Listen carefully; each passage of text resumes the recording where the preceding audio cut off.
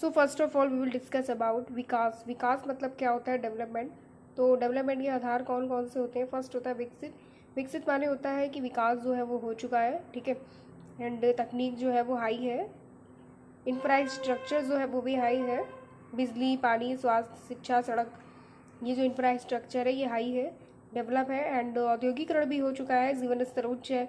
Europe हो गया, USA हो गया, जापान हो गया, ये तीनों देश ऐसे हैं जो विकसित देश की कैटेगरी में आते हैं। सो कौन कौन सा देश था? यूएसए, यूरोप और जापान। उसके बाद विकासशील देश क्या होते हैं? जहाँ विकास हो रहा हो, तकनीकी मध्यम। सो विकासशील देश लाइक जहाँ विकास हो रहा हो, लाइक इंडिया, एंड तकनीकी के माध्यम जो है, तकनीक वो मध्यम है। इंफ्रास्ट्रक्चर में यहाँ पे निर्माण चल रहा है, लाइक सड़क का निर्माण हो गया, पुल का निर्माण हो गया, ये सारी चीज़ें जो है वो इंफ्रास्ट्रक्चर के अंतर्गत आती है। एग्जाम्पल में ब्रिक्स। ब्रिक्स बी से होता है ब्राज़ील, आर से होता है रूस, आई से इंडिया, सी से चाइना।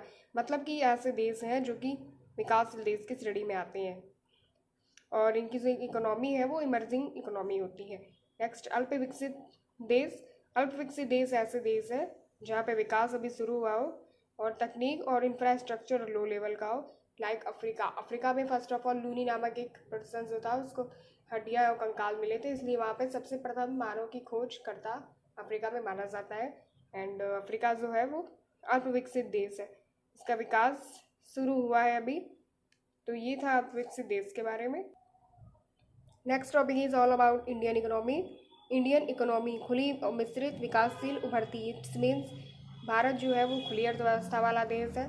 इसके दक्षिण में हिंद महासागर है और पूर्व में बंगाल की खाड़ी और पश्चिम में अरब सागर है।